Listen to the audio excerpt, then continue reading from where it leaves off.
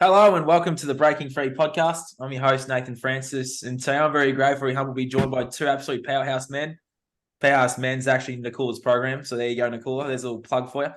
Nakula, I got Nakula Das here. Nakula was on my podcast probably 6 to 7 months ago, talking about semen retention, sexual alchemy, all the juicy stuff that is information that's suppressed from us. Had podcast being the link in the bottom. A really good chat. Nakula sort of opened my eyes in that chat to how powerful this stuff is.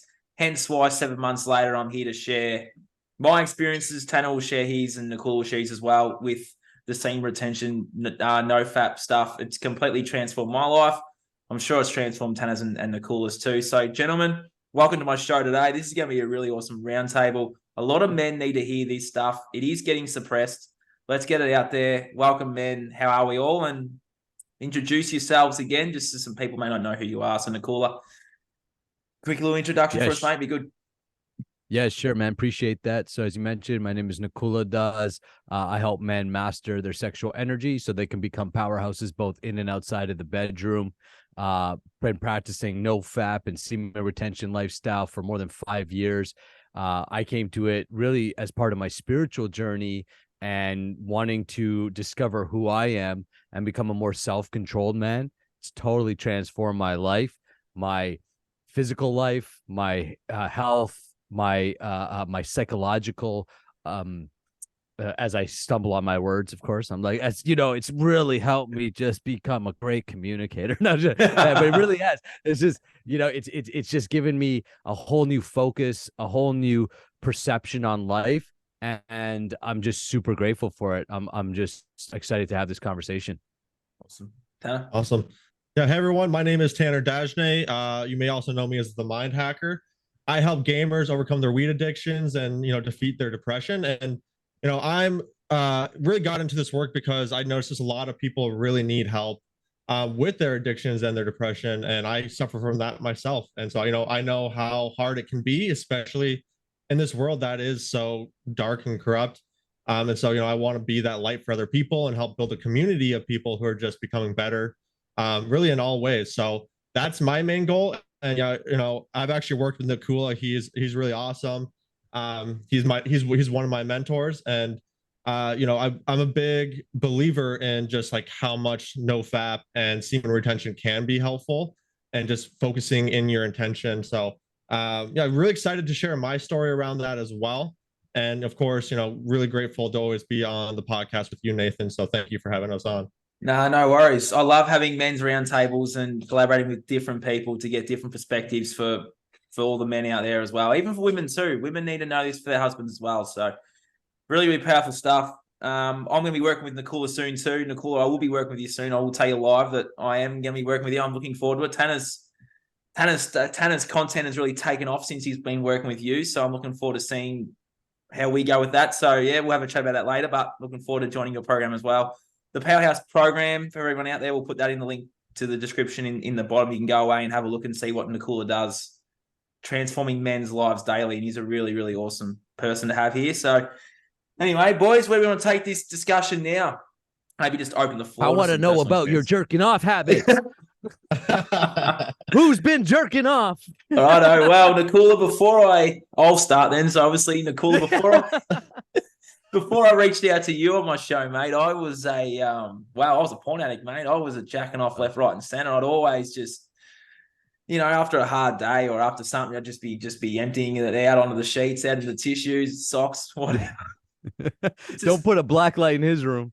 Exactly right. I was just it was just what I did, and I didn't know any better. I didn't know how powerful that life force is, because it actually creates life, doesn't it? And for me, I was depleting myself, but I was always tired, stressed, all those things. And when I spoke to you, Nakula, I sort of already started weaning off porn and stuff. And then as soon as I hit your content, I was like, all right, this is the road for me to go down. And it has completely transformed my life. Like, I've got the strength, physical strength now. I'm going to the gym every day, building those good habits, but it's been from that semen retention. It's been from actually allowing it to do its thing, to build our best lives and use that energy to create rather than deplete ourselves of it. And yeah, Nakula, if it wasn't for you coming on my show 7 months ago, mate, I'd probably still be watching porn and stuff, still talking about this stuff, but not stepping fully into my power. And that is from the semen retention.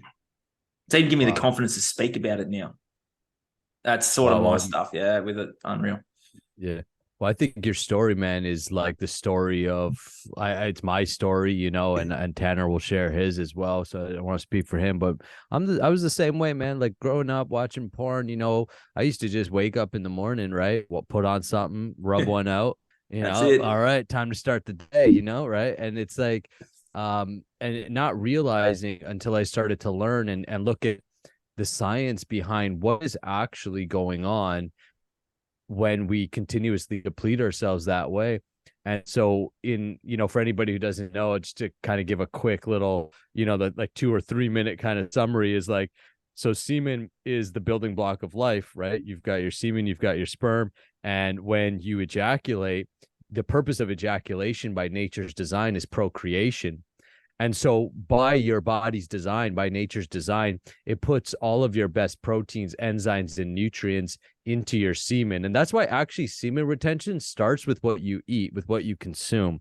So what you eat, you become, right? What you become. Anyways, all right. So enough with the cum jokes. So right, is like, so is that according to Ayurveda, it takes about 30 days to break down your food and go through a process where it refines it and breaks it down right into semen. It takes about 40 to 60 ounces of blood to create 1 drop of semen. So you can imagine the amount of energy that your body is putting or effort is putting in to create semen. And it's going to store all of its best stuff in the semen, which is actually dripped from the bone marrow into the bloodstream and then travels, into the testicles. And then of course your testicles also, as men, where the 95% of your testosterone is created. When you practice semen retention, your body is efficient. Nature doesn't waste anything. And so after about 7 to 14 days of retaining, what ends up happening is your body goes, hey, man, aren't you supposed to be going out there and, going procreating? Because we're designed to procreate, right? We're designed to create to move the species forward. And so because of that, it's like, all right, we're going to help you out. And what it does is it recirculates or reabsorbs that semen into the bloodstream and recirculates your best proteins, enzymes, and nutrients, which actually starts to repair you at a cellular level. What it also does is nature helps you out a bit. And this is what guys in no fat figured out. They're like, it stimulates your testosterone. So studies show that between 7 to 10 days of retention, testosterone will spike anywhere from 100 to 200%. I had one student, it's right on the course outline, that actually went to a doctor, measured his testosterone, came through my program 6 weeks later, measured his testosterone, and almost doubled his T levels. And that's because there's this massive spike of testosterone. And why does that spike happen? Is because nature goes, this guy ain't getting laid. He ain't being fruitful and multiplying. So we're going to help him out. We're going to drive up testosterone in his body. What testosterone does is makes you a man. That's what makes us a man. That's what makes us men, is our testosterone levels. And when we have more testosterone in our body, not only do we physically feel the benefits, so more energy, more motivation, less brain fog, our cells begin to repair. People have talked about having a deeper voice, brighter eyes, acne clearing up. Your body starts to get put into an optimal state because that's attractive.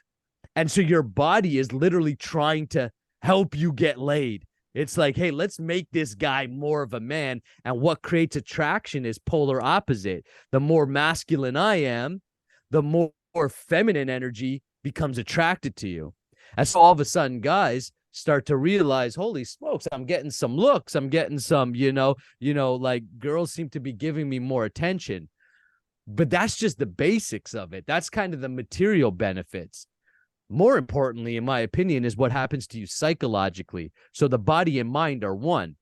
So psychologically, what ends up happening is as your body becomes more masculine by chemicals, by testosterone, your mind starts to reflect that. And all of a sudden, you feel clarity of mind, And that testosterone gives you like that masculine aggression. Now, I know all my left-wing radical LGBT people are like, toxic masculinity. Oh my God, toxic masculinity. Relax. That's not what it is. Actually, it shows that higher testosterone men are way more self-controlled and therefore way more empathetic as well.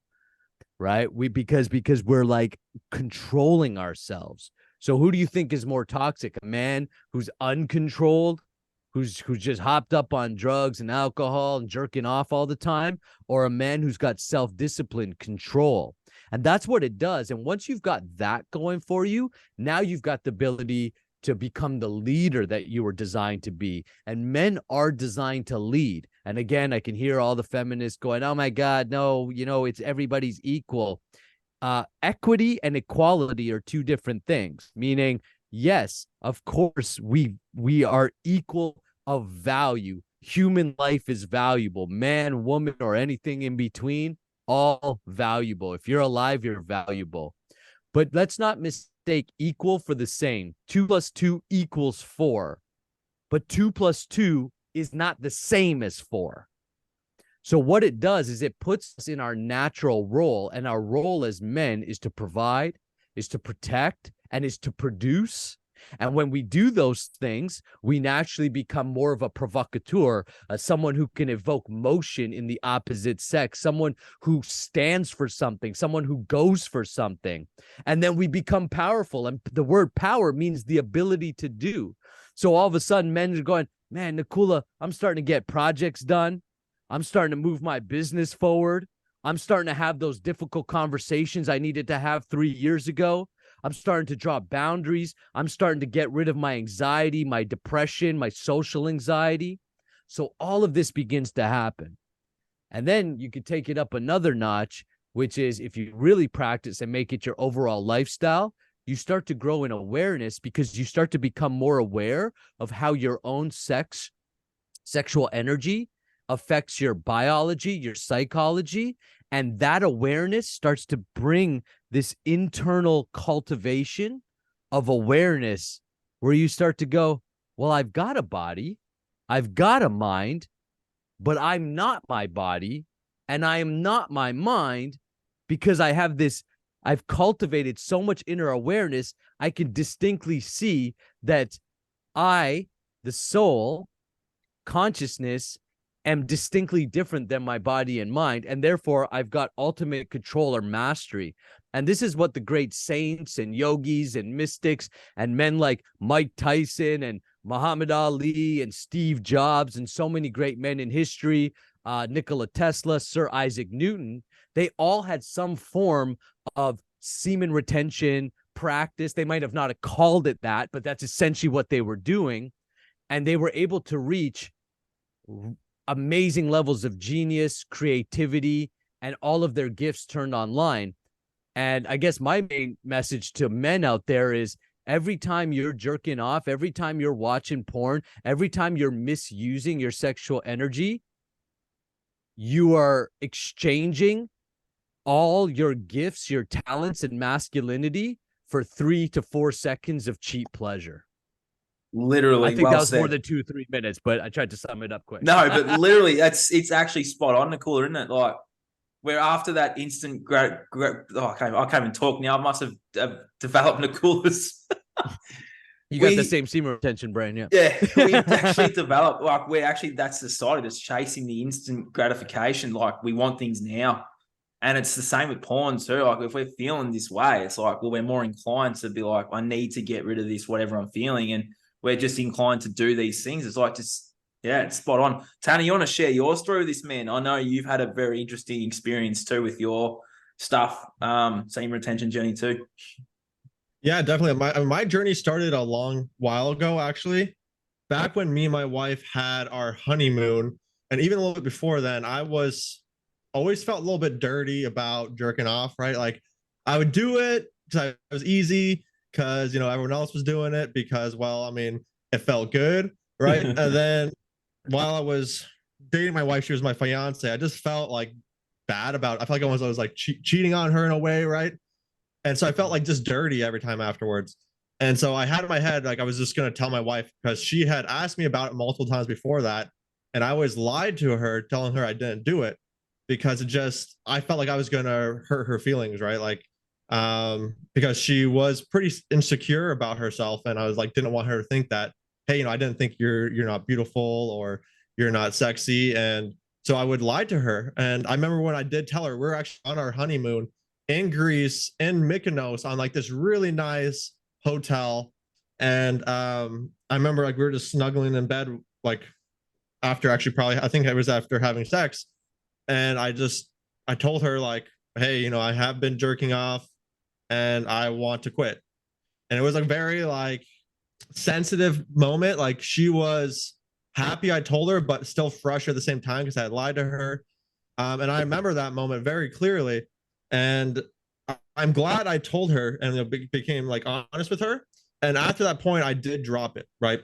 And I didn't know anything about, like, getting the sexual energy and getting the benefits from that.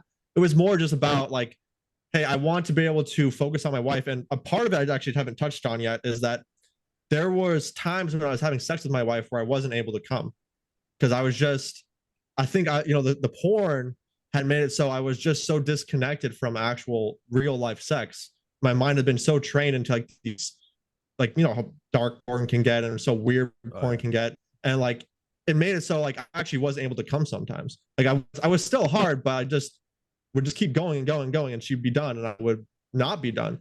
Right. And people were like, oh, what's the problem with that? I mean, it just felt like she would be like, oh, I'm sorry, did I do something wrong? It's like, no. And I didn't tell her about it at the time, but that was another part of the problem, right? And I noticed once I started to cut out the porn, once I started to just start focusing on my wife and putting my love and attention towards her, and getting away from other women, and really, I think porn, like, sexualizes women, and you just don't think of them as people anymore. You think of them as almost as objects, right? 100%. And I think it's maybe cliche to say, but I mean, it's the same time, it's the truth, right? That's why it's said. So, yeah. I mean, for me, it has changed my sex life with my wife. It changed our relationship in general. We're so much closer than when I did hear your guys' podcast, you and Nathan and Nakula. I was just like, boom, even more reason why it's so much better too, right? Like, I get the energy, I get more focus. So I was already working on that, but then, when I started talking to Nakula about it, I started realizing, hey, I can actually do something with this energy, all that sexual energy that's pent up. And to be honest, like, me and my wife were just kind of going at it for a long time. So I wasn't really, like, retaining. I wasn't jerking off, but I wasn't really retaining. And then with our son, when we had our son, I mean, this is kind of just a forced retainment from that, because, after a C-section and stuff, it just doesn't really happen for a while. So I started to experience more of what, like, the semen retention was, and realizing what it actually could do for me. And that, I think, is a really powerful place to be. It did, I could say it increased my focus. I did notice, more people are looking at me. I had this one lady at my work, just like, hey, if you weren't or if I ever cheated on my husband, it'd be with you or something. Like, well, she said that to some of our other coworkers I heard about, and I was just like, okay, that's kind of funny, because me and Nakula were just talking about it before, and it was like, wow, synchronicity, like, that just came up. It's, I noticed things like that, and I did start to feel like more testosterone flowing through my body, just more confident with myself, more energy. So overall, I say, if you're thinking about doing it, I highly recommend. If you have a wife or a family, really think about, like, what they would think about your sexual time, your porn time, right? Like, do they know about it? Are you lying to your family about it? Are you lying to your wife? Is she okay with it? And really, if she's okay with it, is she really okay with it, right? She might just be saying that because she doesn't, want to lose you. At the end of the day, you don't really need a bunch of other naked women on the screen. If you love your partner, you can get everything you need from your partner. And if your sexual life is kind of lacking, that could be part of the reason why. And I just want to touch on one other part, is that having a child has made me realize just how much energy does go into making a life, and how amazing that is, right? Like, when Nakula talks about how, like, all your best stuff is in your sperm. Like I was just shooting loads left and right, like before I stopped. And I think about just how much of my energy and my nutrition I wasted, and that was even before I started eating healthy. So like I had probably a little amount of nutrition, and that was just wasting it left and right. So that even left me on a worse spot, right? So it is. I think it's really important to think about. Like every time I look at my son, I was like I helped create that. I helped create this like amazing little being who's running around like screaming at the top of his lungs. Like I created that, and it's the most amazing thing as a father. And it's something I think about every day. Like if I ever do think about porn or anything like that, I just remind myself like, what kind of role model do I want to be for my son? How would my wife see this as? Like, how would the future me see me? Like, is this really what I want to create for myself? So that's my story, and I think it is a really powerful thing to do. Yeah, 100%. That's really powerful, man. Yeah, I want to jump in there because I took a couple notes just to remind myself. I think one thing that you said that was super powerful that really spoke to me about your story is, first of all, that idea of like I would jerk off and kind of feel dirty or guilty about it. And I think that men who have some level of conscious awareness, they understand that. Now we're being fed all of this information about, it's normal and, you should be doing it because it's just a healthy expression. And I grew up in the Catholic, setting, and, they've dingled more little boys than probably any other organization in the world. And I don't say that just to be like, funny, but that's everybody kind of generally knows that the church overall hasn't had a great reputation. So there's an argument that comes up that's like, well, you're just suppressing yourself. And I'm like, no, there's definitely sexual suppression. And that's not what this is. This is healthy expression. This is, to me, is the most sex positive conversation that's actually happening on the planet right now. And it's because of what you're talking about, Tanner. I really resonated with it. It's like, okay, even if your wife was cool with you watching porn, you got to ask yourself, at least I ask myself, what kind of man what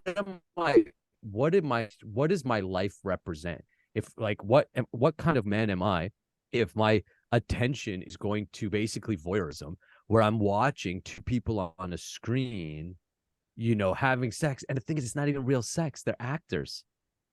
And then you have to think about the consciousness that comes with that. It's like, you think that woman genuinely wants to be in that scenario?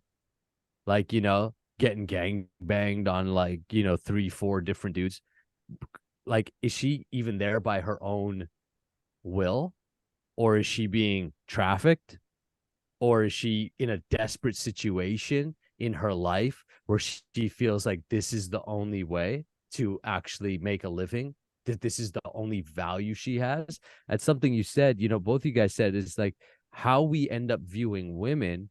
We end up viewing women like sexual objects, and we take away the humanity from them. Like I know if I'm watching porn and all that, all of a sudden I start just thinking, like Tanner, you mentioned, like, get dark, right? Rapes, like it gets real nasty, real dark, real quick. And it's like, all of a sudden you're thinking, yeah, I want to do that. Or even the way that I would talk would start to shift. Like it wouldn't be sex. Now I'd be like, yeah, fuck her. The language starts to subtly go more derogatory, and it starts to all of a sudden like be almost more frustrated and angry. And that's a slippery slope, right? Because next thing you know, I was reading this thing where women are reporting that there's more aggression from men in the bedroom. Like they're being overly aggressive. And I found that in my own experience, where it's like, whoa, what am I doing? Like, where am I headed with this? And so we kind of think it's innocent fun. It's no big deal.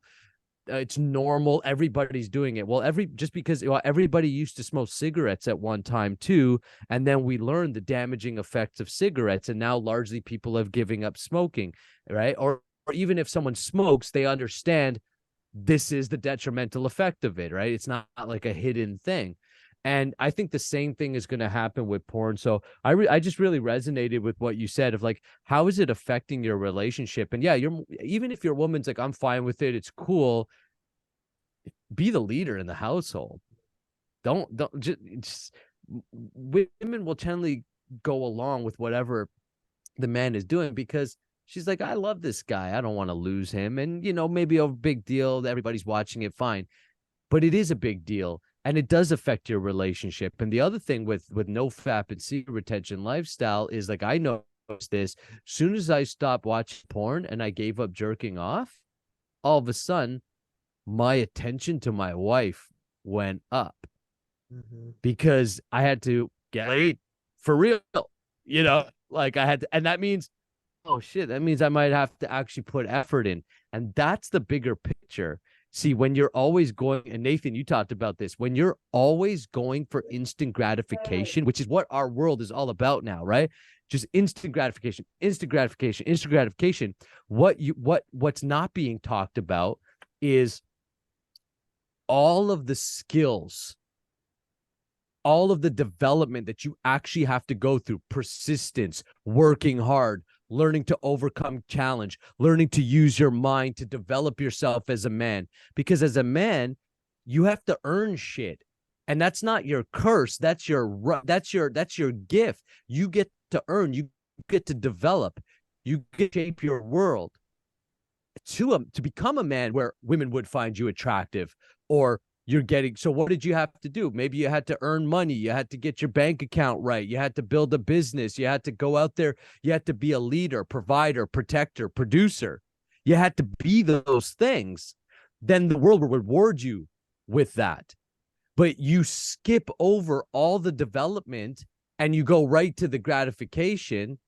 So now you can be overweight, broke, lazy, drugged up. I'm horny.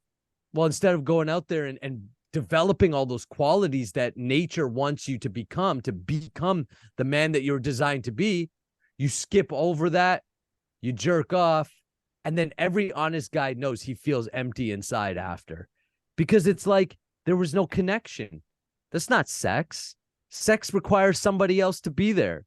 I would say don't mistake porn and jerking off for having sex. You're not having sex. Sex requires one other person to be with you.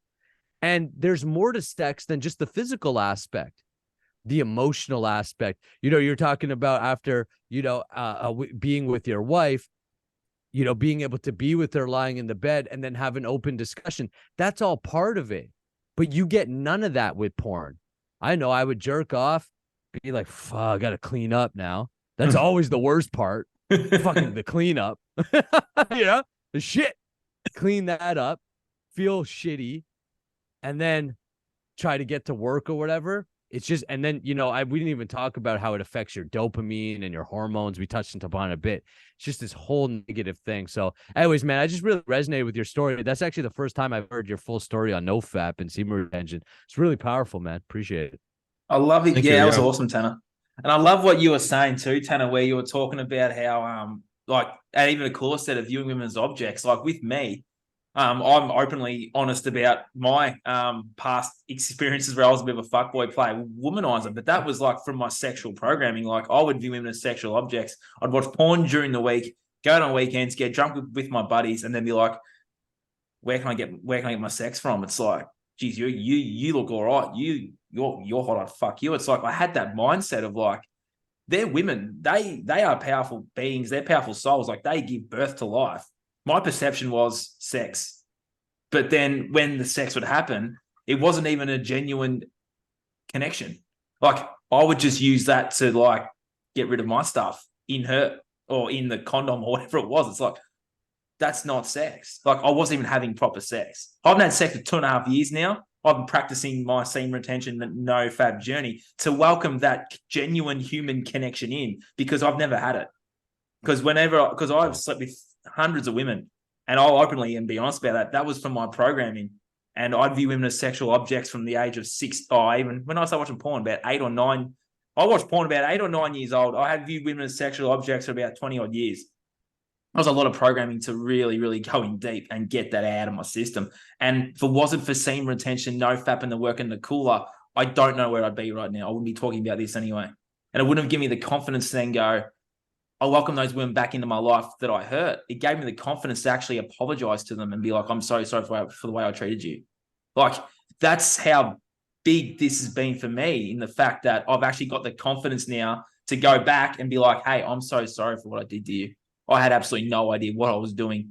I was programmed to be this person. I've worked on myself. I'm so sorry. I'm a man now. I'm not a boy anymore. It's like that was like all from starting to work out how powerful our bodies are and harnessing that semen, because as we all say, that burst life. Well, I actually don't have a family. I'm looking for the future version of Nathan who already has one. It's like I'm creating my life to welcome my family in. I'm building that life for them. So future Nath is like telling me this is how I'm doing it.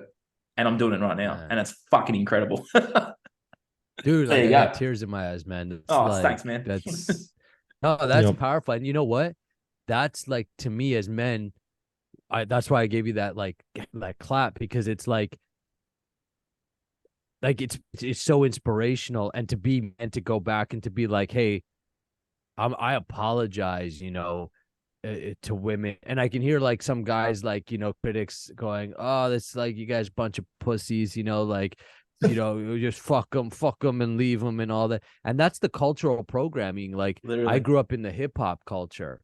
The whole culture is fuck them and leave them, bang as many hundred, your body count type of thing. That was what But I was that's not- doing, didn't call that. Like, body count was a big thing for me. Yeah, Like, body I'd count. spruik it to everyone. I'd be like, oh, I've got this. I've slept with this amount of women. It was like a safety thing in the tribe to be like, accept me for Right. how many women I've slept with.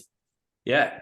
Yeah, no, totally. It's like celebrated, right? Yeah, bragging about the conquest too. Like, I'd brag about every Yeah. conquest I'd have every Monday morning after a Saturday night. I'd be like, she was fucking all right. But it's like, that wasn't even sex.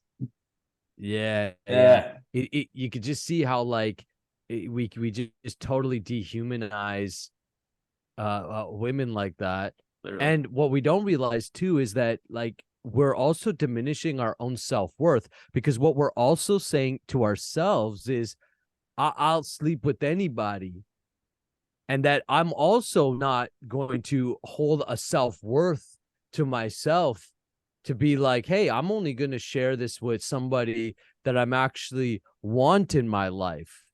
And then there's this whole conscious conversation about, like, are we just animals to go around like conquesting, how many, women we could sleep with or something like this? Or is there a greater part to the human life? And I think this is the part that's missing overall in the world, is like, hold on, are we asking the deeper questions of life? Like, are we just animals who just eat, sleep, try to get laid, fight each other, gossip each other, or is there a part of life that's like a more spiritual, that's like, well, what about consciousness? What about developing? What about values? You see, the more that those things get pushed out of our culture, and the more we're just celebrating like promiscuous behavior, of course, we're going to, especially as young men, we're very impressionable. So whatever we see the heroes of the society are, right? Who your heroes are tells you a lot about who you are. So my heroes growing up were hip hop artists. Well, I'm going to try to mimic them as a young man, or at least what they're telling me they're doing. I learned later on they ain't even doing it, because the really successful ones ain't got time for that, because they're working hard. They're on tour. They're like, running successful multi-million-dollar businesses, but it's entertainment. But as young people, you can't discern what is entertainment and what is real. And that's the thing that's not being talked about. So I think it's just, I would love personally, and I see our movement, and as re-establishing in our culture what it is actually to be a man. And I've been saying I'm actually going to be doing I've been writing a new keynote speech. I'm going to be delivering it for the first time, and I'm calling the event "Families United: Restoring Faith, Family, and Freedom in Our Nations." And the big one I'm honing on is family. Like, there was a time where we celebrated the family man, the guy who got married, had some children, it was a flex to be like, here's my wife, here's my kids, and I have a job and or a career or a business, not as it's because I have to, because I'm the provider and I'm supporting them and I'm that's what we celebrated. It was like that strong family man. Now we're celebrating kids who are like going out and just banging everybody. And then what's that doing? Loneliness, depression, divorce rates through the roof, fatherless homes. Well, this has a serious consequence on our individual life, and it has a serious consequence on our culture as a whole. And we as men have to be responsible and look at around and go, whoa, I have a part to play. And you know what? Once you figure that out, I also found for myself, one of the things that keeps me away from those things now is because I found so much meaning and purpose in living for a greater cause, living to serve, as opposed living just to bust a nut and get high. It changes the game. 100%. Yeah, I completely agree with that. You know, I think our society is going down a darker place, just like porn is, right? And that's just all aspects, right? It's not just like the rap industry. It's not just one thing. It's pretty much everything is built that way to kind of divide the family unit, really to create division, to make it so more people are more isolated than ever. And you know, we see in the TV shows, they're getting more sexualized, they're getting more dark. It's Like, softcore porn. Yeah, exactly. And I mean, any show on like Netflix though, like, and even back like when it was my age, like when I was watching TV show, I remember like Friends would come on like 4 p.m. in like the afternoon, and they'd have like this some like super like sexualized scene. And I remember I was like 10 years old. And I was like, oh man, like damn, like she's like sitting there like, rubbing her chest with some lotion. I'm like, dude, like what? And like, yeah, it's just when and most people don't think about that stuff, like how that actually affects our kids. But they've done studies where it shows that kids who watch porn, or not even porn, just like shows that are more sexualized, they get more enticed and more sexualized, right? They start to think more about sex. They start to crave it more. And I mean, that's part of just like our natural instincts, right? Like our natural instincts to eat, to survive, to procreate. And you know, they use that in every way possible within TV shows, within advertisements. Like, and like I remember like walking in the mall, walking by Victoria's Secret, and just like, oh man, look at those like mannequins with their nice, sexy things in those pictures of the woman, right? And like I was a little kid at the time, and I was just like, man, like they got that like in the mall, just showing like randomly, and like that created more sexualized content within my mind, right? And I've no doubt it does it within all kids' minds. And so it's really important that we, as like the newer generation who's going to be running things, and as men, that we start to talk more about this and bring this to the forefront, and you know, choose to surround ourselves with something better. Like the television is not on at my house. Like we don't watch the television. My son does not watch the television, and that's nice. Pretty much the way it's going to be, unless it's going to be something of that's going to be of value, right? Like a podcast, like something like this, where you're going to be talking about something meaningful and not just programming yourself, which is why they call it TV programming, because you're programming your mind in a certain way. And so, I mean, I think that is really spot on what you guys were talking about. And then also I had another thought about when you guys were talking about how like, you know, the guy culture is like, oh yeah, I hooked up this person. I remember when I was in high school and I hadn't slept with anyone, I hadn't kissed anyone, and all my friends were talking about it, and I felt like I was missing out. Like I was behind. Yep. I had to accelerate it so I could fit in.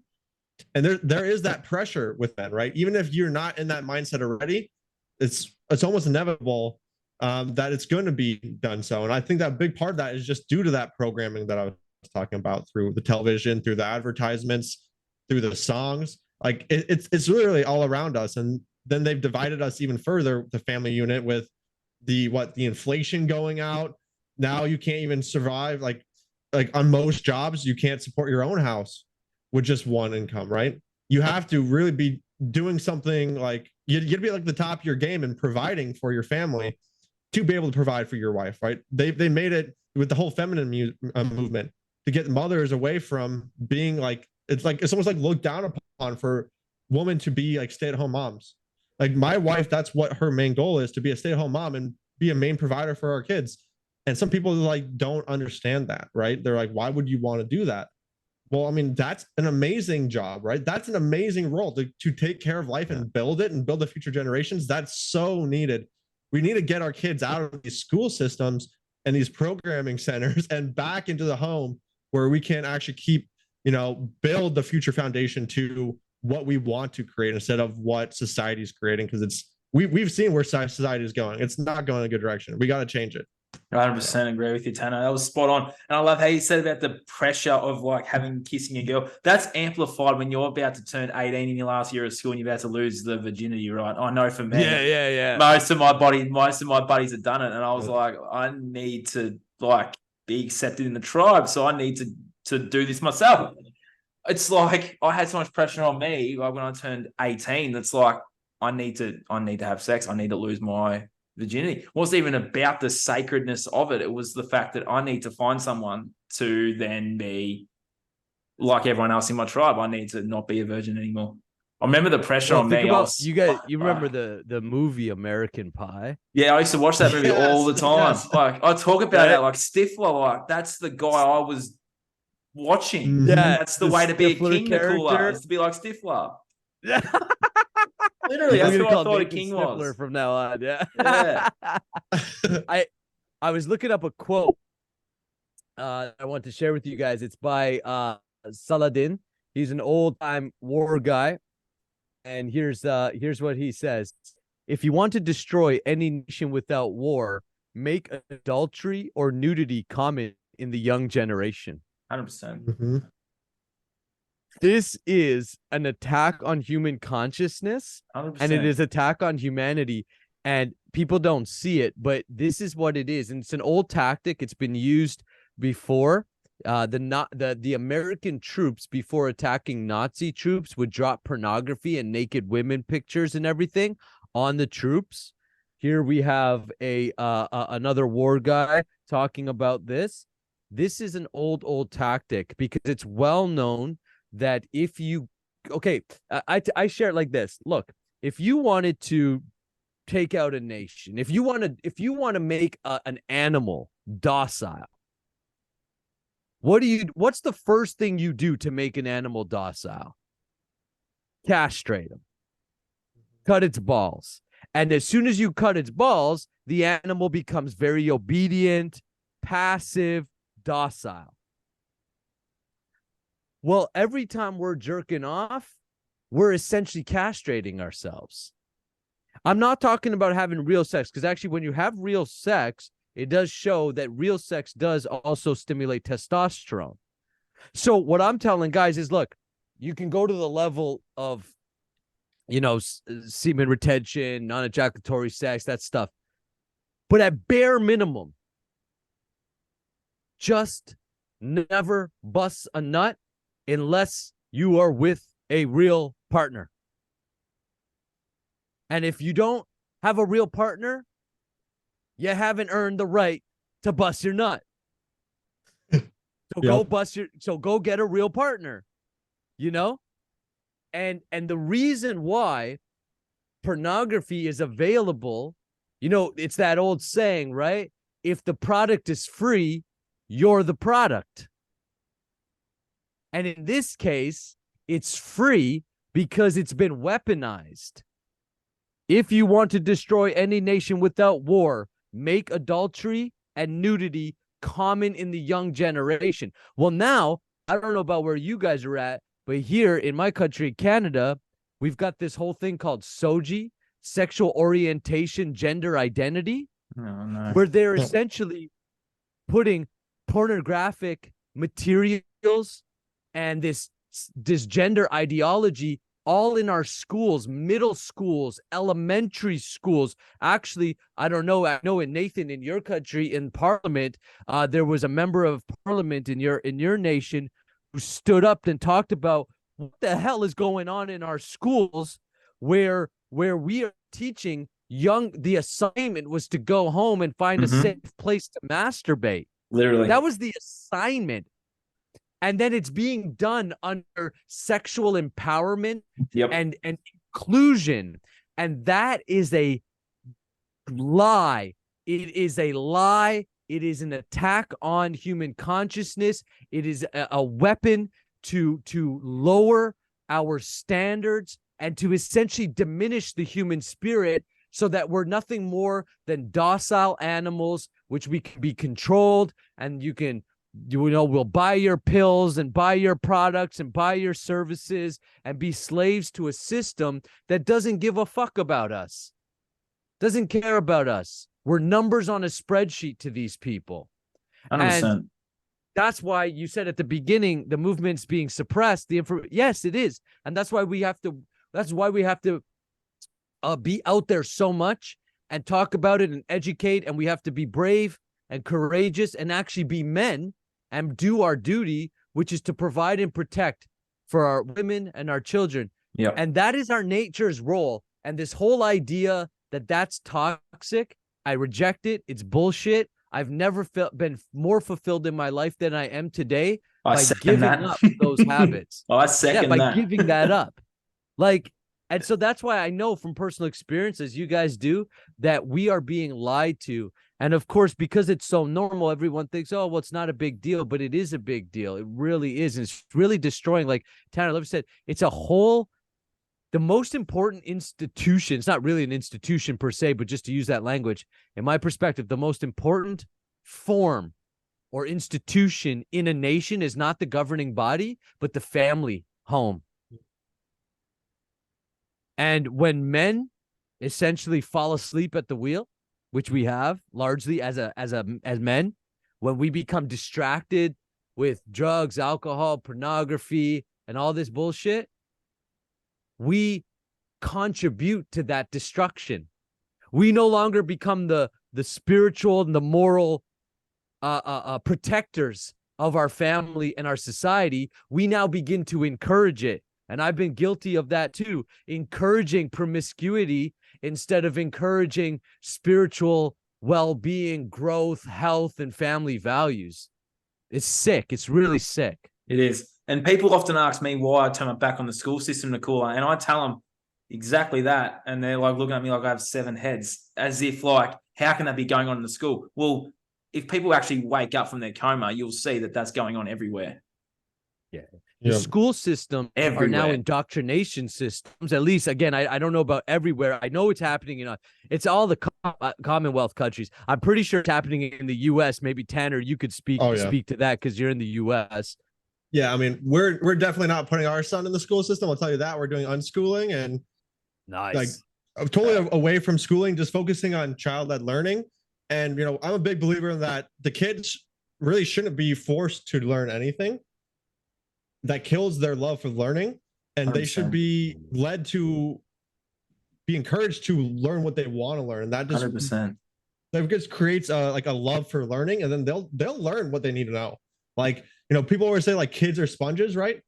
That doesn't go away. It's forced away because we're forced into this school system where we just don't want to do. I remember me and Nathan actually just had a talk about how much our school system just killed our passion for learning. And it's so true. And at least even the sexual education you get, right?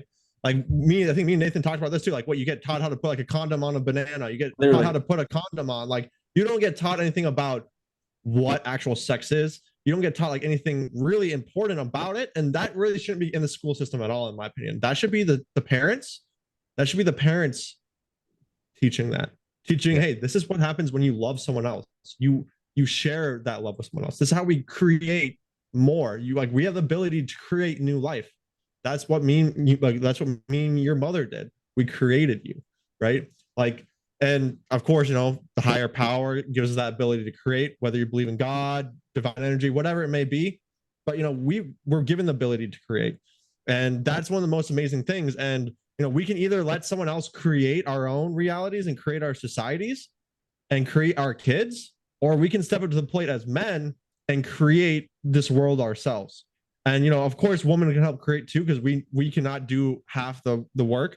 because that's why it's yin and yang, right? That's why you need the woman there. The women are the caregivers. The women are able to like give nutritious milk to our kids, and we've gotten away from that entirely, right? We're going towards bottle fed and all that stuff, and like it's really perverse what's happening within our society, and really frustrating to see.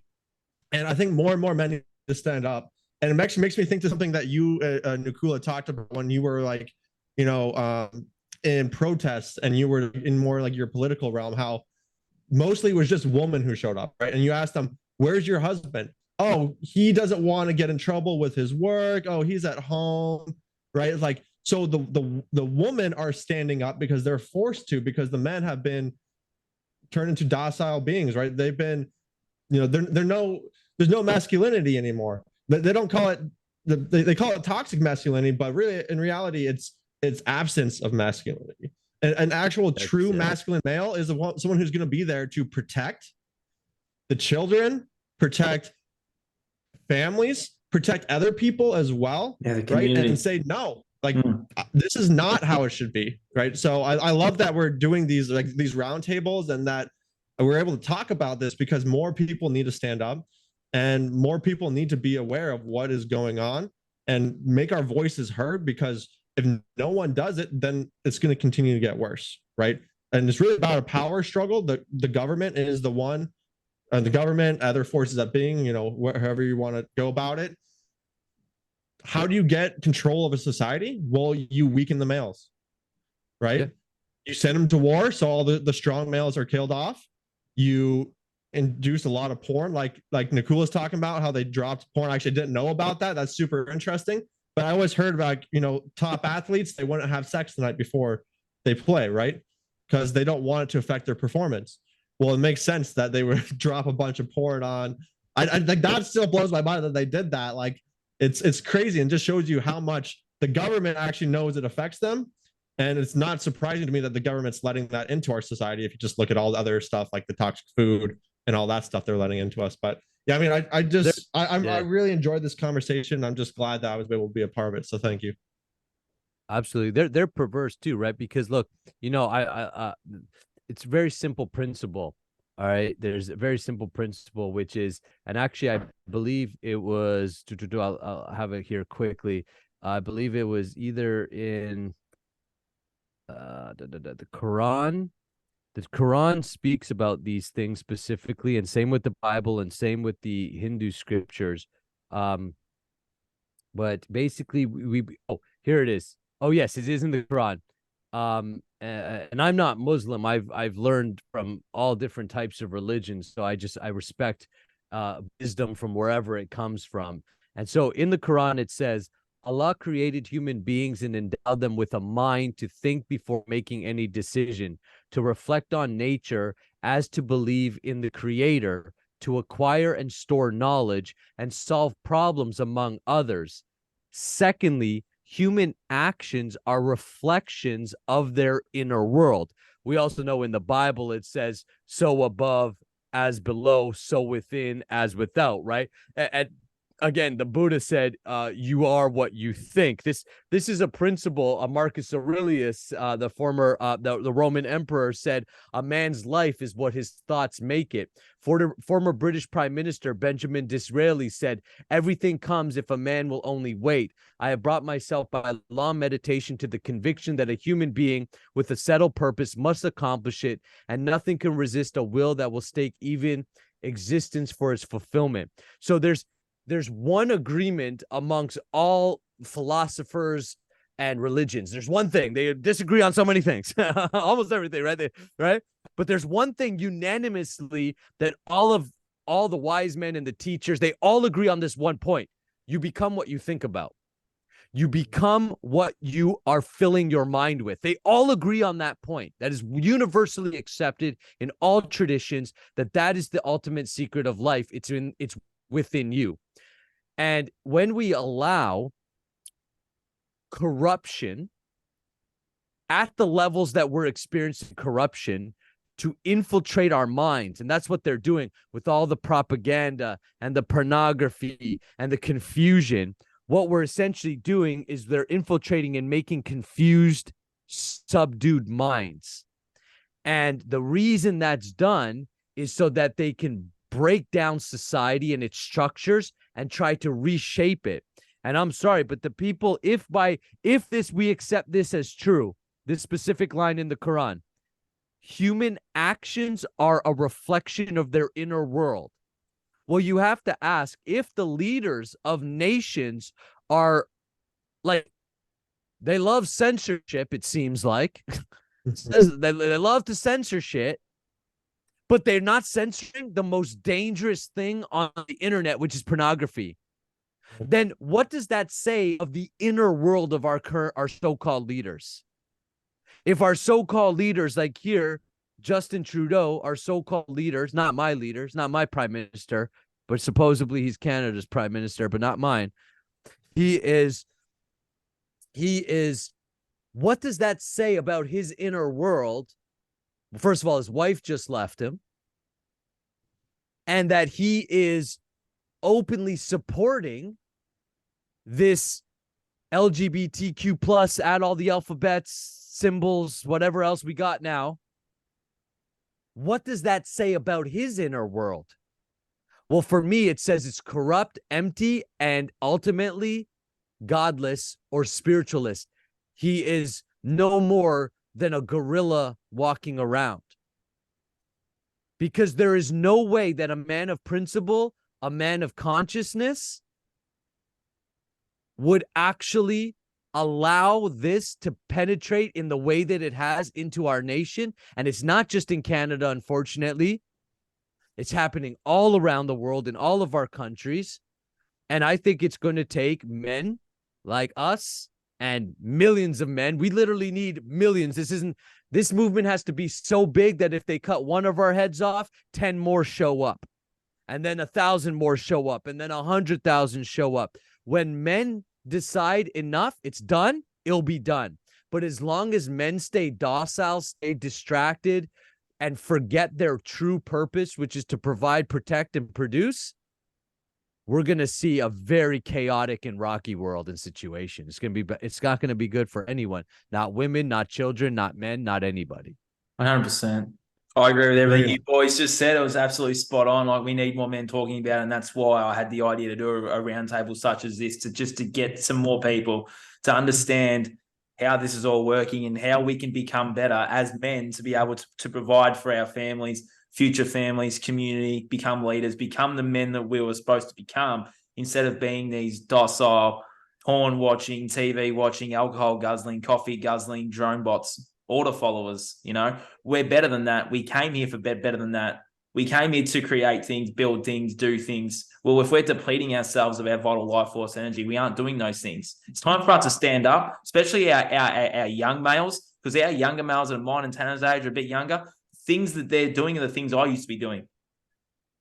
But all it took was a voice in the back of my head to be like, hey, Nath, stop chasing women, stop drinking, stop partying, stop treating them like shit, grow up a little bit and start to become who you're supposed to become. We all have that voice in the back of our heads. I can guarantee you right now that a young male's listening, he's going, I've got that voice. Well, guess what? If you listen to that voice, I can see you on this roundtable doing the same sort of thing, talking about the same sort of thing, getting more and more people on board.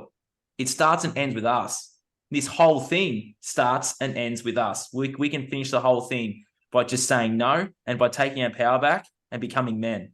And our young men need to hear this. So I hope the ones that are watching can reach out to us, because we can help you become an actual king. Not the king they're programming you to be, like Stifler and Joey and Friends and all these things, Charlie and 2.5 Men, Barney and How I Met Your Mother. I can go on for years about it. It's like we can program you to be a king, an actual king that society, well, might deem a crazy person, but we will respect, because you've done the hard yards. You show up every day. Like, I don't know about you boys, but I go to the gym at 5 a.m. every morning. I show up. I get there. Sometimes I have demons. Sometimes I'm like, it's too hot. It's too cold. It's too wet. It's da-da-da. It's like, no, it's a commitment, and I make it, and I get there. And it's transformed my life. It's because I'm building those habits to build my best life. And we can all do these things: build, create, and lead. If you're 21 to 26, are you building, creating, and leading? or are you fucking drinking and partying? I'd rather build, create, and lead. And if someone had told me this right now at 21, 20, 22, 23, I would have walked the path of build, creating, and leading. Why would you want to fuck, party, and sleep around? There's no benefit to that. Yeah, no ROI. There's no No. return on investment. I always tell people, be smart businessmen. There's That's no it. ROI. What's your ROI? Nothing. Nothing. Addiction, depression, loneliness, that's your ROI. And that's exactly where the so-called leaders, the tyrants, that's where they want you, because then you're easy to control. They just run over you. You have to work in their factories. You have to work a job that you hate. We all have to do shit we don't like. So if you're going to, like, that's the reality of life. So the more that you just do it for yourself, you do it for the right reasons. One, you get empowered by it. And it doesn't have to be forever. Exactly. You said you become a real king and you'll have your kingdom and it'll be great. Life is supposed to be great. But right now, that opportunity is being totally stolen from us. Anyways, man, I felt like you could have done the mic drop there, Nathan. I could have, yeah. Boom. What up? That's it. Well, yeah, I just had a lot on my mind when I was listening to you boys. I'm like, I'm just going to go with this now. So it's just interesting, isn't it? Because they want us to be this way. And they program all the movies to be like, well, if you fuck, sleep around and party, like Charlie and Stifler, it's like, that's how you be a king. Like I watched that as a teenager. It's like, that's not being a king, because in reality, women don't like being treated like the way they treat them in those shows. Yeah. They in reality, they don't like it. I became that guy women would hate from watching that crap. So yeah. That's real toxic masculinity. Yeah. Like, exactly. That's what that is. And you're right. Like, it's not even attractive. And again, not only do women not like it, but there's somewhere deep down inside that we know within our own self. Like if we look in our own heart, be like, I don't even like it. Like it's like I've slept with women and felt completely empty after. Same. Like almost like I blocked it out from happening. Like it's like I don't even like right after being like well, it's almost like it didn't even happen. It's this weird psychological thing that it's like didn't even happen. Move on. And as soon as I was done, how fast I wanted to get out of there. Had no interest in same. I was exactly the same for a long time, Nakula. Yeah. That was an awesome roundtable, lads. I'll just let you guys open the floor. So I'll ask a question I always ask. If you're a young male or a man, it doesn't matter how old you are listening and watching to this, we'll start with Nakula. What would be your advice to that male right now listening to this to actually start their journey to lead, create, and build? I'll go with Nakula first. Yeah. So I'll say two things. First, continue to plug in and listen to this podcast as well as other podcasts. Plug in with what I'm doing, plug in with what Tanner's doing, because the more you become what you think about and where you get your thought processes is who you listen to. So whatever you're consuming the most is eventually what's going to become your life. So be conscious and pick good men that can actually tell you the truth, who will they love you enough and care about you enough that they'll actually tell you the truth where you need to get better and grow. And then the second thing is have goals and write them down. Only 3% of the world has written goals, have goals that they've written down. So have a goal, 5-year goals, 10-year goals, write them down and look at them every single day. And you'll notice within a year, 2 years, and 3 years of doing that, long-term goals, how you will actually make those things happen. 97% of people are floating through life. They don't have a plan for their life. So whatever the government tells them to do, or the corporation tells them to do, or their broke uncle tells them to do, is what they end up doing. But you're a conscious creator, meaning if you consciously set a goal and have full faith in that goal. And that faith, that belief will take time. You get belief by doing something over and over again and getting good at it. You will separate yourself from the pack. So be conscious of who you listen to things that make you better, that make you a better man, and that speak to the higher self as opposed to just playing and tantalizing you, essentially. And have clear-cut goals in which you then put into action and work towards every day. And if you do those two things, I promise you within 6 months to a year to 2 years, you'll be a whole different version of yourself. You'll be like, wow, like it's completely transformed my life. And they're really simple to do. The challenge is because they're so simple to do, they're simple not to do. 100%. And society's going to encourage you not to do it, but we're going to encourage you to do it. 100%. And I'll just quickly add on to that. I only started this semen retention, sexual alchemy stuff only 6 months ago from getting Nakula on my podcast. That's how quick this can happen, boys, men, boys. Like, that's how quick this can be. Like, imagine where we can be in another 6 months' time. So yeah, just ponder that. Tanner, I'll get you to answer that last question and we'll call it a day, I reckon. Yeah, I really love what Nakula said. And, yeah, to tell you the truth, mine's pretty similar because, I worked with Nakula and he helped me create my 10-year goal, my definite chief aim. And that has been a big change within my life. Now I've built my program, Unleash the Hero Within, all around that, helping men create that focus. Because what I found within my life as to like why I was drawn to video games, this is important because a lot of men are drawn to video games, right? They're drawn to this world that's not the reality. And they're drawn to this world because, well, let's be real. It has a lot of good things going for it that our real world doesn't. Like a lot of people are subconsciously picking up on just how corrupt our society is and how like negative things are. And they're feeling discouraged with their lives and they don't really want to face their reality, right? So it's a bit of fear and everything like that. But also like games provide a really good progression. Like you can see like, hey, I need to do this much stuff to level up. I need to do this to get to my goal, to fight this next boss, right?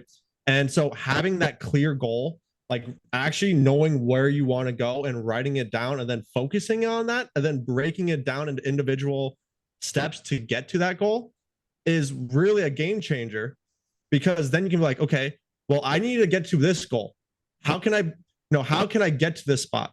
Well, I can take these steps every single day. And I think a lot of people get stuck in that moment of just looking at the larger goal and not breaking it down into smaller goals, right? Because it can be really like scary to look at that larger goal and be like, well, I want a 6-pack, but like, I just gotta like, how am I going to get a 6-pack? And then they start working out for maybe a couple of weeks and they realize I'm not getting a 6-pack and they give up on it, right? But if they broke it down to smaller goals, I'm like, hey, all I got to do to get a 6-pack is just work out every single day and stay consistent with that and focus only on that small goal of staying consistent with it. Then over time, not even think about the large goal, just focus on that small goal every single day and building that habit. That's how you can actually change your life. Those small individual daily goals that sometimes are easy to brush off because like, oh man, I just don't feel like it today. And it's just so much easier to go back into your comfort zone and do whatever, you used to be doing. But if you can build that new habit, then you can change your life. And that's what, I focus on within my own life and on helping, as many people as possible do that as well. So I'm a really big believer in building those individual daily goals and just being more aware of what's going on in your life, right? That conscious awareness, be like, okay, so this is my goal. So is jerking off is going to be, is eating McDonald's, is going to smoke a bunch of weed, is going to, is drinking alcohol, is that going to bring me towards this goal? Is that going to make it so I can take on these tougher challenges I need to take on? Or is it going to make me weaker? Is it going to make it so that I have a harder time to move forward, right? So I think it's really important that we're aware of how the actions we're taking is affecting us long-term and affecting our ability to take on these tough tests, right? So like, just like with porn, when you jerk off, you're shooting off your best stuff. You're letting go of all your energy you have built up. You're letting go of a lot of your testosterone, right? When you're eating McDonald's, you're actually poisoning your body. You're filling your body with toxins, and your body's gonna have to use extra energy to get rid of those toxins, right? You have to be aware of like, is this actually a reward or is this actually kind of like a punishment in disguise, right? So I think that's something I'm always thinking about every single day. And I think that if you can just start to be more aware of what you're doing and why you're doing it, and if this will actually get you to your goal, that can change your life. So Love that, man. Love that, man. That was awesome. Thank you so much for giving up your time to make this happen. I have to do it again, I reckon. Part 2, eh? What do you reckon? oh yeah, Part 2. perfect. I'm totally down with it. And guys, don't please like reach out to us. Any of us, I'm sure, would be happy to speak with you. We'll have all of our links down below in the description. So yeah, we'll be here for you. And I'm looking forward to our next talk already. Same here. Thanks so much, Nakula. You're an absolute legend, man. I'm so glad I found you through a mutual friend of ours, Robin Reed. So yeah, that was awesome. Thank you so much. Awesome. Thank you. This has been the Breaking Free Podcast, Men's Roundtable number 3. I'll see you guys again real soon with some awesome guests. As Tanner just said, reach out to me, reach out to Nakula, reach out to Tanner, reach out to someone that's been where you've been so that we can start to lead, create, and build. So let's go. I'll talk to you real soon. Thank you for listening, watching, wherever in the world you are. And thanks, man. Talk soon.